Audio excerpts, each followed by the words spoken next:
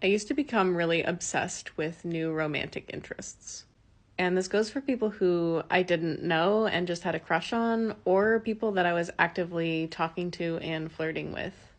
And I would just feel like I would get really obsessed with them almost immediately and like stalk them on social media and have a hard time like not wanting to spend every day with that person or like having obsessive thoughts about getting to know them.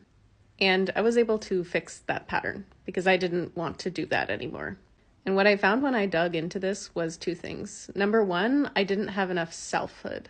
So I discovered this concept of selfhood. Basically, your self-concept and your hobbies and your interest in taking care of yourself and knowing yourself should take up like a significant portion of your orientation. And less of your orientation towards the world should be taken up by paying attention to other people. And if you grew up with trauma or you grew up with a dysregulated nervous system, it's more likely that you didn't develop the part of yourself that was interested in getting to know yourself.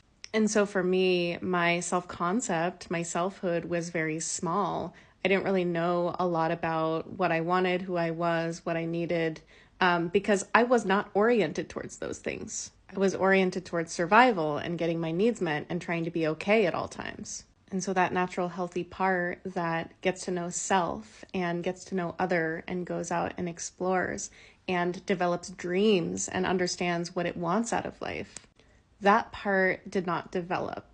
And instead, I became obsessed with the outer world, especially making things and people outside myself take care of me or make me okay in some way. And so when relationships would come into my life, of course they would make me feel very obsessed because I was looking to that person to finally be that light at the end of the tunnel, to provide me with something, mainly to make me finally be okay through being loved and feeling safe. We all need to feel loved and feel safe growing up. And if we don't have that, we will search for it our whole lives in all the wrong places. And once I got to know that, I started developing myself and learning about myself and making myself take up all this space so that the space couldn't be taken up by my obsession with the other person.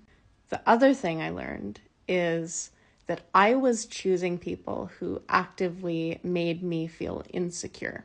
And people who make you feel insecure, people who don't give you enough attention or don't give you enough affirmation, will make you obsessed with them. I constantly wanted more of them, and I couldn't get enough feeling of safety or security or love. And so when I learned to put those two things together, number one, choose someone who doesn't make you feel insecure. To a lot of people, that's going to feel boring. And what I had to learn is that I had to stay with it and accept that boringness was also a sign of intimacy. That I had been avoiding intimacy through saying, oh, these people are boring, when really it was my unconscious trying to get away from people that actually were emotionally available to me.